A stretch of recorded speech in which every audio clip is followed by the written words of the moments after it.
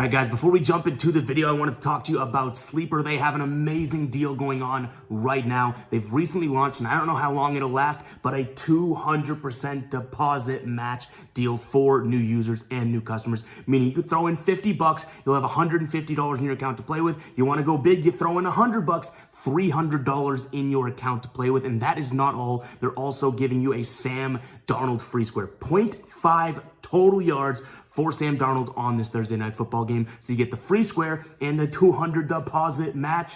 What an absolute no-brainer, guys. Go check it out. That link is going to be in the pinned comment and in the description. If you don't know what Sleeper is, it is very simple. You combine 2 or more player props into an entry. The more you win, the more you get paid out. You can win something like 100 times your money over on Sleeper. So go check it out. I've used it for years, and if you guys sign up, you will not regret it either. They offer a lot more plays as well as alternate lines over on Sleeper as well. So go check it out. That link is in the pinned comment. All right, YouTube, how you doing? Welcome back to the channel. Thursday night football, week number 8. We got the Rams taking on the Vikings. In today's video, I'm going to dive into this game. I'm going to give you my lean on the side. I'll give you my lean on the total. We'll talk about a few player prop spots that I'm liking within the game as well. But as always, guys, keep an eye on the pinned comment of this video. If you do want to fade me, all of my plays will be free in the pinned comment listed out. So make sure to keep an eye on that. In terms of how we did last week, it wasn't the best of weeks. It didn't sting all that much just due to us having a really good Sunday. But Thursday night and then the 2 Monday night football games, I think we're owed a little bit of a womp womp. Those were not pretty. But like I said, it wasn't all that terrible thanks to a good Sunday. We only lose, I think it was 1.08 units on the week. And it was our second losing week out of 7 weeks so far in the NFL. So 5 profitable weeks, 2 losing weeks. I can't get too up in arms about it or anything like that. But again, it's nothing to write home about either, right? So hopefully we do a little bit better, especially in this Thursday spot tonight. So let's go ahead and dive into this one. Before we do, guys, hit that like button and hit that subscribe button. You guys have been absolutely electric in liking the videos and us getting new subscribers. If you are new today, hit that subscribe button and welcome to the community here. Make sure you're dropping your favorite plays and plays that you're considering in the comments as well. And we also have a Discord that I rarely talk about. It's completely free. It's pretty much just like a big old group chat that you guys can talk about all of your sports bets, particularly for this game and other sports out there. Nearly 9,000 people in there, and I rarely talk about it. So make sure to join the Discord. That link will be in the pinned comment as well as the description. But yeah, let's go ahead and dive into this game. Right now, Rams sitting at home as 3-point dogs. I think there's a couple 3.5s out there, but consensus number as of right now, 3. The total is sitting at 47.5. Rams coming into this one 2-4 on the year, 1-5 against the spread. But what I will say is both of their wins, they have 2 wins, both came at home. One last week against the Raiders, and then they had that win against the 49ers a few weeks back. Minnesota coming in after their first loss last week to the Lions. No big deal. We were on the Lions money line.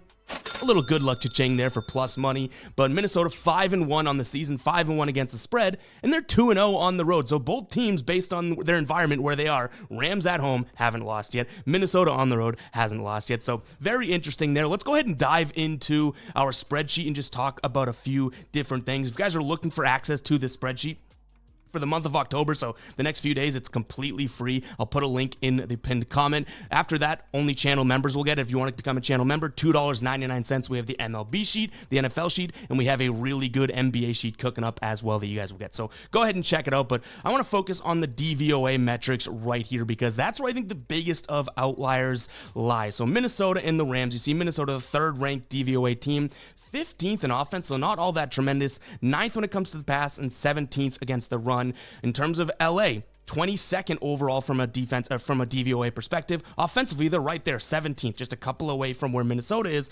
Decent run, not the best of pass, but again, they've had a lot of injuries, which we'll talk about in a second.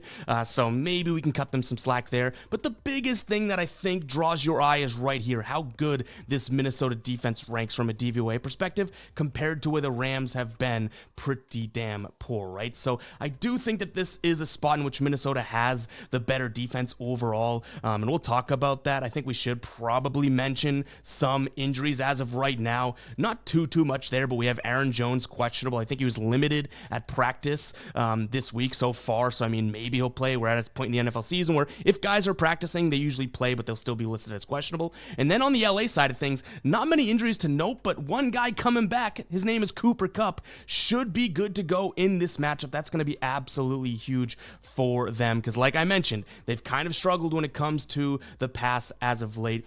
Speaking of the pass, we do have Sam Darnold and Matthew Stafford, which I've even seen on Twitter a couple reports about them potentially being traded for each other, which would be absolutely crazy, but let's focus on this game for now. Matthew Stafford is going to have to deal with a lot of pressure in this game. Minnesota blitzes a lot, and they get to the quarterback a decent amount. And I think that that's pretty damn important to note, just because Matt Stafford has actually struggled against pressure this season. When it comes down to his completion percentage, when pressured, so only when he's pressured, his completion percentage drops from 67% or 66.7 down to 35.1, which is drastically alarming. Now, I will mention, like I already said, who has he had to throw to, right? Really nobody, because Puka Nacua and also Cooper Kupp have been out, but Cooper Kupp's coming back, and he's also a guy that is pretty good against the blitz, against the pressure, so maybe that allows Stafford to have a little bit of a, I guess, better performance against pressure and blitz this season. But overall, I do think it's worth noting that that is where he's struggled, and again, very good Vikings defense kind of pressuring him and getting to the quarterback. Now, Sam Darnold on the other side has been good this year, not making many mistakes, very efficient, right? It's kind of funny. You look at these two quarterbacks, and their numbers, I guess, from afar look pretty comparable. Sam Darnold 66.5 completion percentage, Matthew Stafford 66.7, success rate 49.4 for Darnold, 51% for Stafford, accuracy rating 74.7 for Darnold, 75 for Stafford. But then when you start to peel it back and look at EPA and EPA per dropback and even DVOA per the position there, some of those advanced analytics, Sam Darnold has obviously had a better year, and he's had more weapons around him, and it's led to a obviously more successful team in the Vikings this year. So I do think that we could see some comparable quarterback play, but Sam Darnold seems like he's just in a lot better of a situation. I don't think the Rams defense is going to give him all that much trouble. Again, the 28th ranked team defensively from a DVOA perspective, against the pass 24th, and then against the rush 26th. So I think Sam Darnold should be pretty comfortable back there. Aaron Jones, like we said, is questionable. He should be able to have decent success. That's where the Rams have struggled this year. We've seen plenty of backs kind of give up a ton, do pretty well against them, and they give up a ton of yards to both the one and two backs in some cases. Now, Ty Chandler would be the backup to Jones if he doesn't play. I don't think that he has the same ability from both, passing and running, as well as just being a good running back overall. So that would be a huge knock. But overall, I think Sam Darnold and Aaron Jones should be pretty comfortable, which is going to be tough. That's how they've won games and won games handily this year, when it seems like Sam Darnold can complete 10 passes in a row. And when they need to run the ball for 6 yards, Aaron Jones is able to. So I don't see much out of this LA Rams defense, whereas I already mentioned this Minnesota defense should be pretty damn good. So in terms of my spread pick, I am going to lean towards the Minnesota Vikings here. It seems kind of a fishy spot, right? You have a 5-1 team against a 2-4 team, and you're only laying 3 points. It seems like it may be a trap, but I'm trying not to overthink it. Overall, I think that they have what should be a better offense, as well as what I would say is by far a better defense in Minnesota. They've already won twice on the road. Their road wins consisted of against Green Bay, and then I think it was, the Giants. So the Giants one I don't give them all that much credit for, but nail biter against Green Bay, 31-29, right? So I think that they should be pretty poised, and especially coming off of a loss to the Lions, we should talk about that. This Lions team is really, really, really good. The Vikings played what you could consider a fairly clean and good game. The Lions just played it better, a 31-29, was that late field goal too to win it from Jake Bates, right? So it's like this Vikings team should be fired up coming off of a loss, going up against a team that even if Cooper Kupp is 100% ready to go, they still have some flaws and some issues on the defensive side of the ball. So give me the Vikings minus the point. When it comes to the total, I don't really have all that strong of a take in this one. You do have two decent quarterbacks, like I mentioned. I think Aaron Jones is going to be able to get his. Cooper Kupp comes back, that adds to it. But then again, you have the Minnesota offense that is looking very, very good. You have the Minnesota defense that's looking very, very good. Those two things are conflicting, right? So I'm probably going to sit the total out in this one. If I had to kind of pick something, I may take a peek at the under here, just because I think that this is a primetime spot. We've seen a lot of unders there. Who knows if this Rams offense is going to fully click with Cooper Kupp coming back. They just scored, I think they've scored 20 or less points in their last 3 games and in 4 of their 5 or 6 last games. So, I mean, pretty damn solid there. And in the terms of, like I said, Minnesota, their defense is very good, but the offense is good too, so it kind of scares me. But overall, if they go out there and score 27 points, maybe they hold the Rams to like 20 and it's a 47 finish, right? So overall, not my favorite spot. I'd much rather Minnesota minus the points. But let's go ahead and dive into some player props here. Before we do that, guys, let me remind you, we do have a deal going on over on Sleeper there. Sam Darnold, 0.5 yards, and they're doing a 200% deposit match right now. Do not miss this deal, guys. That is literally 3 times in your money when you sign up. A lot of other sites, and what they've done in the past too, is just the double the deposit match, the 100% deposit match. So go take advantage of the 200%. They will not offer this again, I'm sure. So go check it out, guys. That link is in the pinned comment as well as the description. But let's go ahead and talk some player props here. All right, the first one I want to call out is going to be Tutu Atwell, over 3.5 receptions. You can see on the season, he's hit this in 4 straight games now, but 4 of the 6 games. And what I like to see is, one, Minnesota overall in terms of receptions allowed, 32nd overall, 31st in terms of to specifically the wide receiver. Now, they've been leading in a lot of games, so some of these numbers may obviously be a little skewed, but look at the targets that this dude is getting. Since week number 3 here, right? That was week 3, I believe.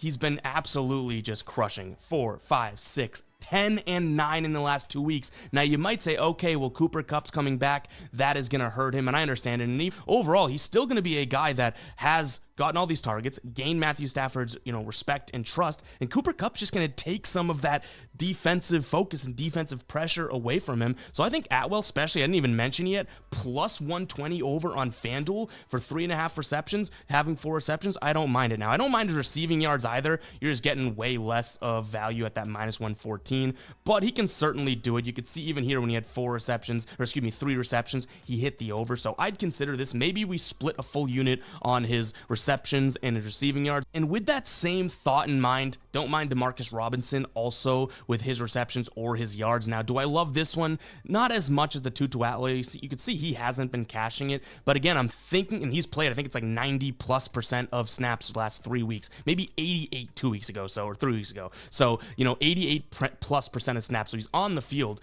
He doesn't get the necessary target share that we're seeing, obviously, from Atwell. He's at 4.43 so far this year, averaging 4.3 targets, but still another guy that kind of falls into the background when Cooper Kupp comes back that may have some value. Yes, it's another plus money play there at plus 110. And I don't mind Matthew Stafford's over in completions. Let's use the outlier tool here to go ahead and find this one, so I can show you kind of how easy it is to find it, and using obviously their tool to find plays. Which, by the way, guys, link for Outlier in the pinned comment. 7 days free. This is my favorite player prop research tool. Go ahead and check it out. You will not be disappointed. 7 days free, and even after that free trial, it's just $19.99 per month. If you use this correctly and hit some bets with it, it's going to pay for itself. So let's see, we're looking for Matthew Stafford's attempts in this one, because Outlier gives us a nice little nugget into this one. So over 33.5 passing attempts. You can see this year he hasn't really been crushing it, right? Now, he did hit it in this week against the Green Bay Packers, and he hit it in week number 1. But what I like, this little button here for Outlier gives us an insight, and he's hit it in 4 straight games dating back to last year against teams that are ranked bottom 10 in passing attempts against. And look at Minnesota. They literally allow the most pass attempts against in the entire league. Now, yes, it's because they've been winning a lot of games, but we think the game script is going to go that they are winning this game, right? So I think Matthew Stafford, though we get rid of that insights, he hasn't been necessarily hitting it as of late. I do think because of Minnesota's defense and whatnot, we could see him go out there and hit it. Look at that. That was against Detroit. It was that week number 1. He had 49 pass attempts. So again, teams that are ranking the bottom 10 in terms of pass attempts against, he's hit it in 4 straight. So that is definitely worth noting. 33.5 is a hell of a lot, but hey, the insights do not lie. Make sure you guys are keeping an eye on the pinned comment to see what and if we roll with this or what else we're rolling with in this game. Everything we talk about, and we have one more to go through, everything we talk about, I do like and I am considering, but for all of my final plays, what I'm actually rolling with myself, like I said, those will be in the pinned comment. Now, using our nifty NFL dashboard here that we create from scratch, you can see in terms of adjusted defense versus position, the Rams struggle against wide receiver number 2s. We head over here to the Minnesota offensive personnel. Jordan Addison is the wide receiver number 2. So I don't mind taking a peek at his receiving yards, 39.5. LA against wide receivers has been very good, but again, they're going to focus on Justin Jefferson. They struggle against wide receiver number 2s, and they're allowing plenty of receiving yards overall, and he's hit this in 2 of the 4 games so so far this season. In terms of targets, he had a bunch of targets against the Jets. It's been kind of mellow overall, 4 targets per game. He's catching 3 of them, but to me, this could be a good spot for Sam Darnold to get some easy passes to Jordan Addison. So I also don't mind his over 3.5 receptions. We're looking at plus 142. Again, a bunch of plus money plays that I'm throwing your way in today's video, but again, you know, plus money, hey, don't hate on it just because it has a plus number next to the odds, right? A lot of people, including myself, love that. But guys, that is going to wrap it up for today's show. Again, we're leading towards the Vikings minus the points. Maybe we buy a half point to get it to minus 2.5. I don't mind, I guess, considering an under, but I definitely don't love the total. I'm kind of back and forth, wishy-washy on that one. And then from a player prop perspective, I like Matthew Stafford's over in attempts. I like Tutu Atwell's receptions and yards. Don't mind Robinson's yards or receptions either. Jordan Addison, another spot that we're considering. Keep an eye on the pinned comment, like I always tell you guys, to make sure if you guys do want to fade me or ride with me, those plays are going to be listed for free at the odds we're getting, how many units we're putting on each of these. All of that will be free information in the pinned comment. But that's all from me. If you made it this far in the video, go ahead and comment 15. You made it over 15 minutes into the video.